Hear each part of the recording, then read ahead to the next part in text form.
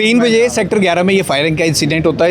इसमें एक व्यक्ति की मौत हुई है। करीबन 16 से 18 राउंड फायर हुए हैं। हमारे साथ एक चश्मदीद है जो मौके पर थे यहाँ पर। आप यहीं पर काम करते हैं? हाँ जी, हम 16 नंबर दुकान पे काम करता हूँ जी। 14 नंबर दुकान पे फायरिंग हुई है। ये जब फायरिंग हुई थी आप कहाँ पर थे और आपने क्या देखा है? सर हम दुकान के बाहर बैठे थे, 2 बंदों ने फायरिंग की और भाग के जाके बाइक पे बैठ गए हैं और बिल्कुल बाइक के पास में ही नाका लगा हुआ पुलिस वालों का 11 में। वो डेली लगता है, लेकिन पुलिस वालों ने इतनी फायरिंग सुनने के बाद भी कोई नहीं आया।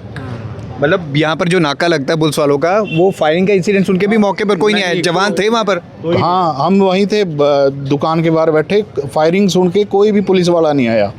नाके की फायरिंग इतना। अच्छा, उन्होंने शॉप के अंदर फायरिंग की है कि बाहर की है? लड़का बाहर बैठा था, क्या था? वो कैश काउंटर पे बैठे थे। 2 लड़कों ने शॉप के अंदर जाके फायरिंग की है जी। अंदर जाके? हाँ जी, अंदर जाकर। वो बाइक पर थे, एक्टिवा पे थे? और कितने राउंड फायर हुए हैं? राउंड सर राउंड तो हमने 6-7 तो सुने हैं, काफ़ी राउंड फायर करे उन्होंने। उसके बाद जब हमने पकड़ो पकड़ो की आवाज़ लगाई तो उसने बाइक पे जाके फिर फायरिंग करी है एक। हाँ जी, और फिर वो तीनों विदाउट हेलमेट भाग गए बाइक लेकर। तीनों एक बाइक पर 3 लड़के थे वो? हाँ जी, एक बाइक पे 3 लड़के थे। एक बंदे ने बाइक स्टार्ट की हुई थी, 2 उस पे जाके भाग के बैठे हैं, उनके पास भी हेलमेट नहीं था। सेक्टर 11 का अगर हम ये एरिया कहें, इसमें तो रश ही बहुत रहता है। यहाँ से वो भाग कैसे गए फायरिंग करके एकदम, जैसे आपने पकड़ो पकड़ो बोला तब?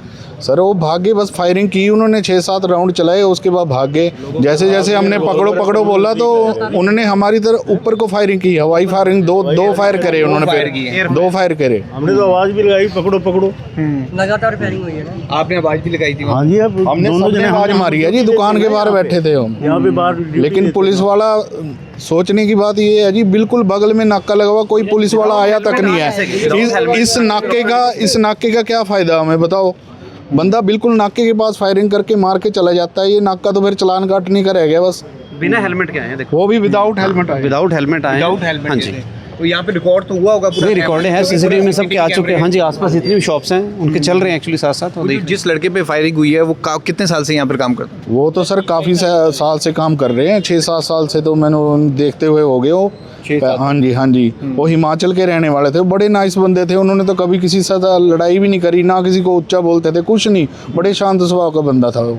आपको रीज़न क्या लग रहा है कि ये मतलब उनसे कैश छीनने की कोशिश थी कि वैसे ही कुछ पूछ ला? सर इसके बारे में कुछ नहीं कह सकते, इसका नहीं पता सर हमें।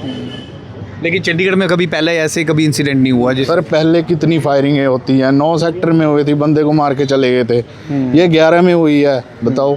इसमें एक की डेथ हुई है, एक घायल भी हुआ है, कोई और लेडी को भी लगी है गोली? ये नहीं पता सर, लगी तो एक ही को। मुझे लगता है वो पीजे गए थे शायद, उनको लेकर उनकी डेथ हो चुकी है। डेथ हो चुकी है।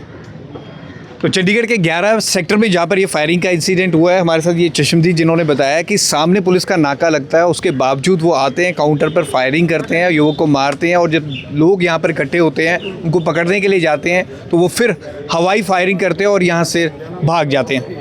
9 ट्रिब्यून के लिए भगवत सिंह की रिपोर्ट।